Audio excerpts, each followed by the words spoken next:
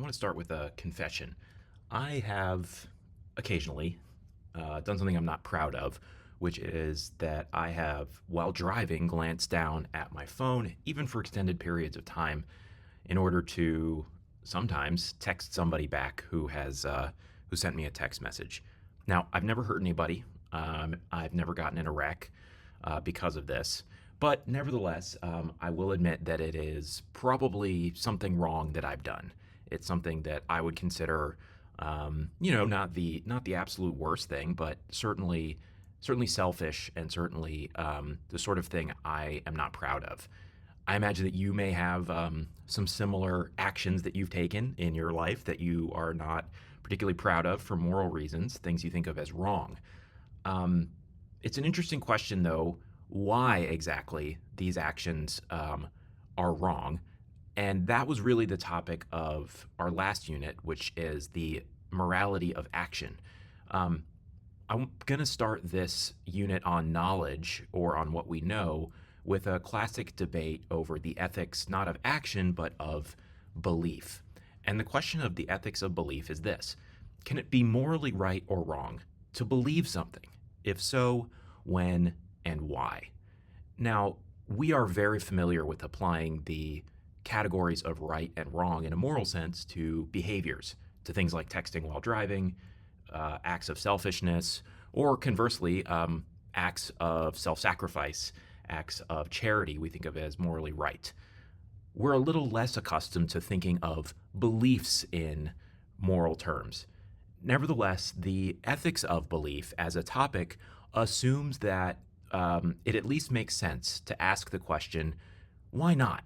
Why is it that we don't think of beliefs as right and wrong primarily, in a moral sense? In addition to being true or false, in addition to being rational or irrational, the author that we read today, W.K. Clifford, thinks we also should apply moral categories to beliefs. And very roughly, Clifford's idea when it comes to the ethics of belief is, number one, yes, it can be morally wrong to form certain beliefs. Why and when? Well, his answer is effectively the reason why it's immoral to form certain beliefs is that those beliefs are dangerous. They can hurt other people. And that is basically the same kind of reason that we think something like texting while driving, which is an action, is morally wrong. Now, Clifford, in this piece, The Ethics of Belief, the way he formulates the fundamental principle of morality when it comes to believing is actually in terms of evidence. And this has come to be known as Clifford's Rule. But as we're going to see, Clifford's Rule is based on a line of reasoning that I think crucially relies on the assumption that beliefs can be, and indeed generally are, quite dangerous for other people in the same way that actions are. So Clifford's Rule says it is always wrong everywhere for anyone to believe anything upon insufficient evidence. This is probably the one of two most famous bits of this piece, this sweeping and exceptionless moral principle that Clifford has put forward. It's always wrong in a moral sense to believe anything on insufficient evidence. So Clifford begins with a case, the case of the ship owner. I'm going to just read it, and I'm going to ask you a couple questions about it in just a second. Okay, a ship owner was about to send to sea an emigrant ship. He knew that she was old and not over well built at the first, that she had seen many seas and climes and had often needed repairs. Doubts had been suggested to him that possibly she was not seaworthy. These doubts preyed upon his mind and made him unhappy. He thought that perhaps he ought to have her thoroughly overhauled and refitted, even though this should put him at a great expense. Before the ship sailed, however, he succeeded in overcoming these melancholy reflections.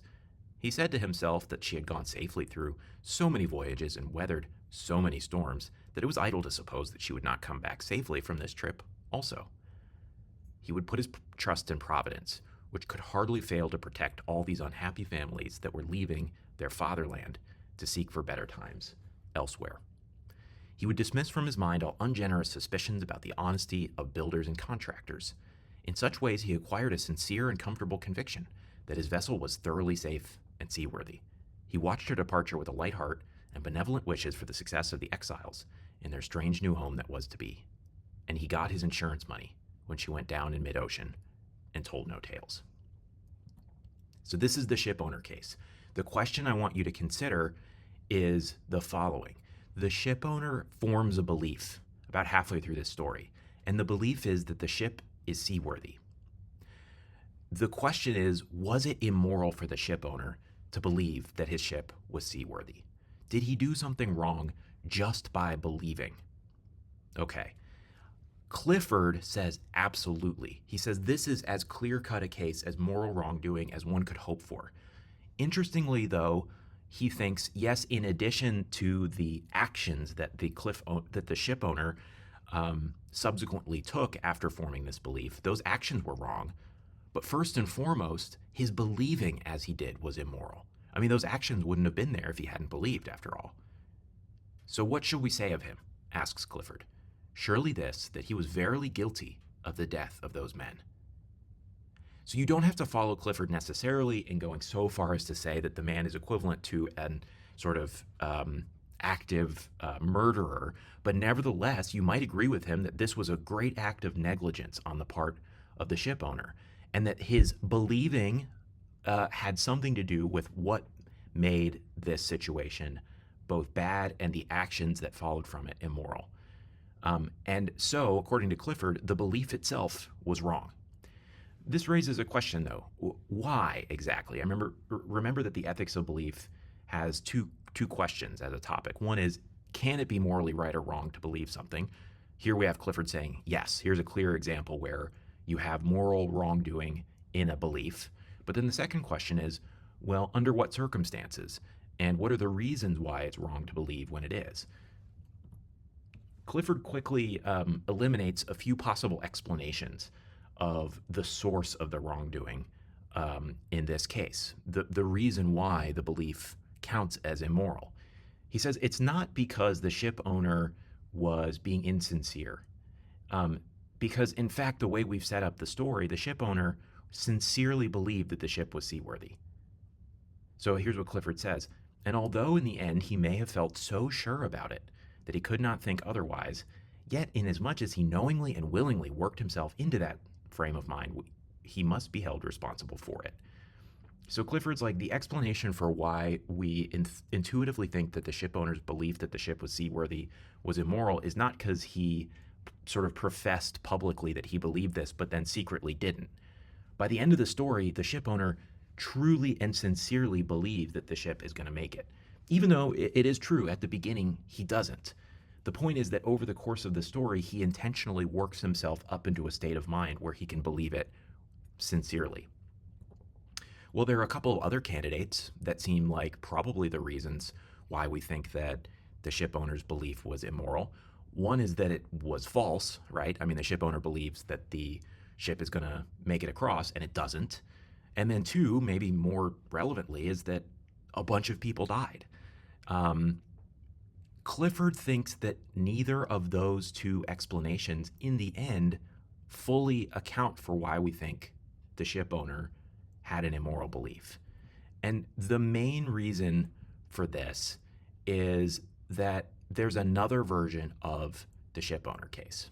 It says, yes, of course the ship owner's belief was immoral.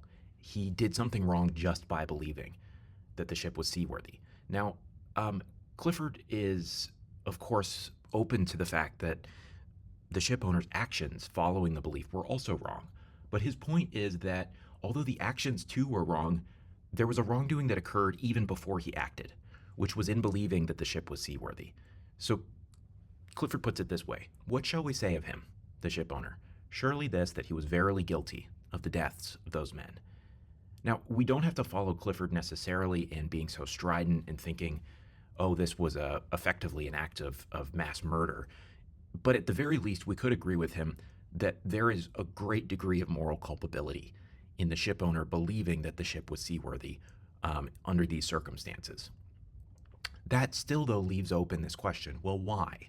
What exactly is it about this belief in these circumstances and the process that led up to the belief that made it immoral for the ship owner to hold this belief?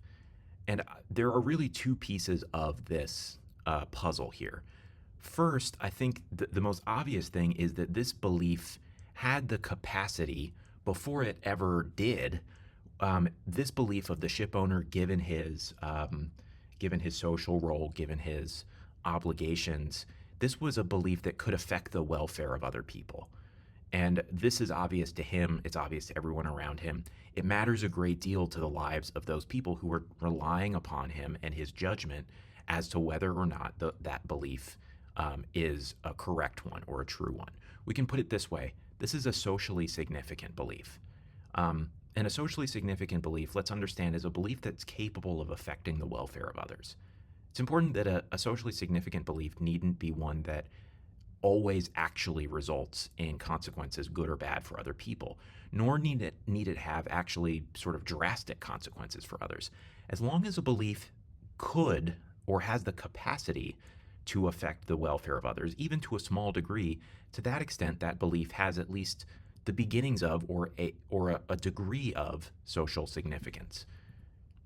The fact that the ship owner's belief is socially significant is not what makes it wrong, of course, because Clifford wouldn't want to say that any belief that could ever affect others is immoral to hold, because that would lead to complete paralysis. Instead, it is the combination of its social significance with some other factor in the story that makes it immoral. And the question is, what is this additional factor? One proposal that immediately comes to mind is, well, the ship owner didn't really believe that the ship was seaworthy, right? He knew all along it wasn't going to make it. He was being insincere. He had a public-facing attitude about the ship's seaworthiness, but then privately, he didn't really believe that the ship was seaworthy. And Clifford notes that this is not an adequate explanation of the belief's wrongness, because the way we've set up the story, the ship owner at the beginning isn't sure that the ship is seaworthy, but by the end sincerely believes that the ship will make it. Although in the end he may have felt so sure about it, that is the ship's seaworthiness, that he could not think otherwise, yet inasmuch as he had knowingly and willingly worked himself into that frame of mind, he must be held responsible for it. So it's not that the belief is insincere. It was sincere. It was very sincerely held. Well, here are a couple of other explanations that Clifford ultimately rejects. Well, maybe it's the fact that the belief was false. I mean, the ship was not seaworthy. So maybe it is when you have a false socially significant belief, then it's immoral. Or maybe it's the fact, and maybe even more obviously, that a bunch of people actually died. It had actual bad consequences for people. So maybe it's when you hold a socially significant belief that actually has bad consequences. Clifford says initially that seems tempting, but we can develop a second version of the ship owner case. He says this: let us alter the case a little and suppose that the ship was not unsound after all, that she made her voyage safely. Will that diminish the guilt of the owner? So I like to imagine that this is a version of the ship owner case where everything is the same as in the first version, except through a stroke of random good luck, the ship just happens to barely make it, and everybody steps off safely at the last second. I mean, you can imagine that in this circumstance, it's just buffeted by like one fewer wave than in the first version, or the winds are like a few knots weaker than in the first version. None of these facts are facts that the ship owner had any access to or had any knowledge of in advance. In the second version, he and the people on the ship just get lucky. And the question is, does that diminish his guilt from in the first version? Even though in the second version, no one dies. Is he less guilty? We can ask the same question. Was it immoral for the ship owner to believe that the ship was seaworthy in version 2, given that nobody in the end died? Clifford says, of course we hold him responsible. Even in the second version, even though his belief in the second version is true, the ship is seaworthy, and even though no one dies, so there are no actual bad consequences, will that diminish the guilt of her owner? Clifford says this: not one jot. When an action is once done, it is right or wrong forever. No accidental failure of its good or evil fruits can possibly alter that. The man would not have been innocent. He would only have been not found out. The question of right or wrong has to do with the origins of his belief, not the matter of it, not what it was, but how he got it, not whether it turned out to be true or false, but whether he had a right to believe on such evidence as was before him. So the explanation that Clifford ends up landing on after eliminating these other rival explanations is that the reason that the ship owners believed that the ship was seaworthy was immoral was that it was a socially significant belief that lacked sufficient evidence. Not that it was a socially significant belief that was false, or even that it was a socially significant belief that had bad consequences.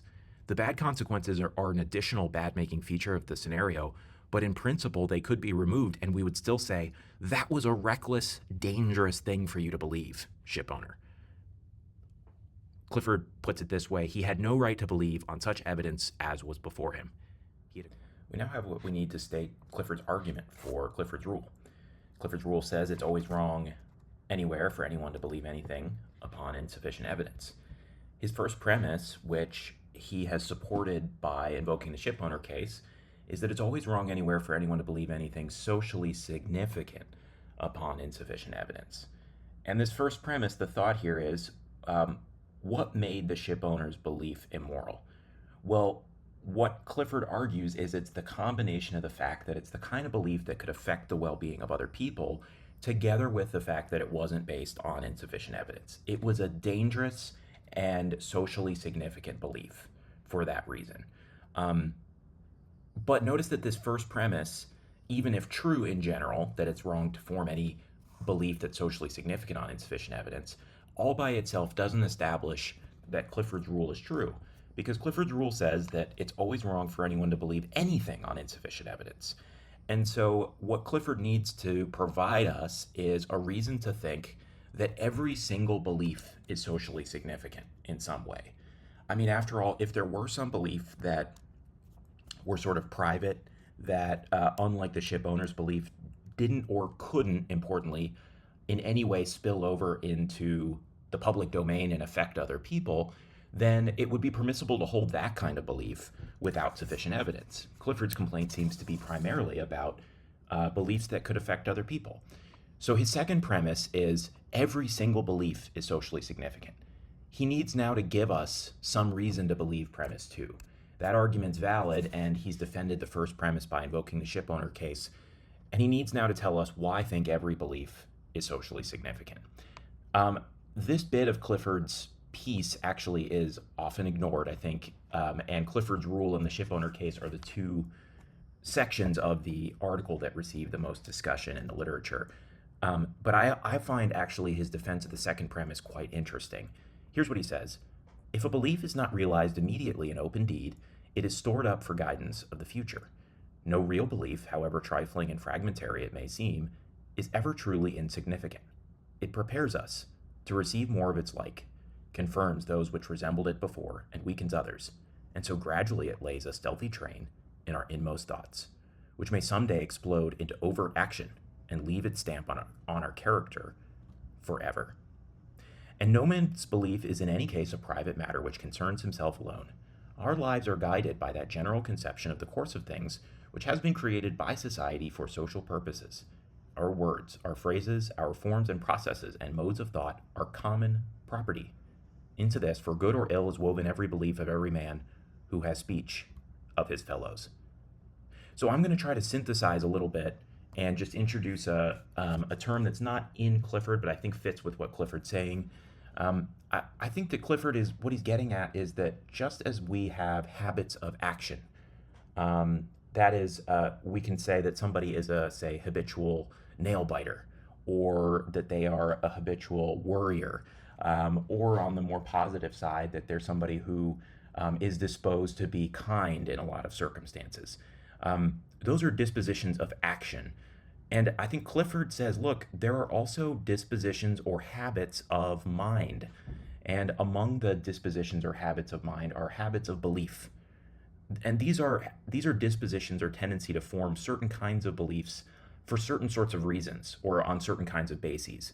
So some of these are just commonplace, like how do you form your beliefs about what's right in front of you? Well, you consult your vision, or you consult your other sensory inputs. But there are others that are more varied, like how do you form your beliefs about religious matters? Maybe for you, it's a combination of trusted religious authority, your own sort of internal spiritual feelings or experiences, maybe what your parents say, or maybe you consult reason. I mean, maybe you think philosophically about religious matters.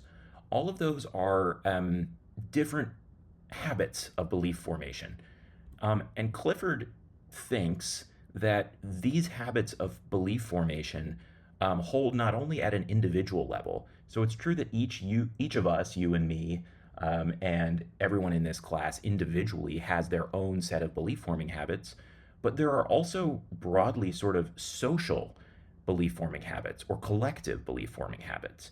I mean, part of what public opinion polling is sometimes able to get at in this Pew Research survey, for example, is like how do Americans tend to form their beliefs about, for example, infectious disease or vaccines? And interestingly, here it turns out that 4 in 10 Americans say that one important source that they use to form their beliefs about vaccines is through social media, for better or for worse, I imagine. Um, but Clifford would look at that and say, of course, we can not just talk about how individual people tend to form their beliefs, but also broader social patterns that are made up of those individual habits. Um, and I think his point is that there's a kind of chain reaction that occurs when you form a single belief about anything. You have to form it for some reason. So if you form that belief, for example, without sufficient evidence, what you're doing is, in a tiny way, reinforcing a broader habit in yourself, a broader belief forming habit, which is the habit of tending to form beliefs on insufficient evidence. And his point is that that individual habit is not isolated. I mean, as the meme says, I guess we live in a society, right? And each of our individual belief forming habits are parts of a larger collective. So, do Americans tend to consult evidence about some, say, infectious disease subject? The answer to that question is an aggregate of the individual answers to that question about you and about your neighbor. So, my own belief forming habits are a part of or constitute a collective belief forming habit of my community, and then even more broadly, my state and my nation. And then eventually, I guess, sort of humanity as a whole. So, the question here is really, do you agree with Clifford that every belief is socially significant to some degree or other? Uh, Clifford thinks that no belief is a private matter that you can kind of keep isolated from your own character or from um, the broader epistemic or intellectual character of your community. It would be interesting if you could come up with counterexamples to that claim, and I would encourage you to try to formulate a belief that you could imagine holding, and then ask yourself, is there any conceivable way that holding of this belief could affect the well-being of another person, either for better or for worse? And if the answer is yes, then according to Clifford, there is the social significance of the belief.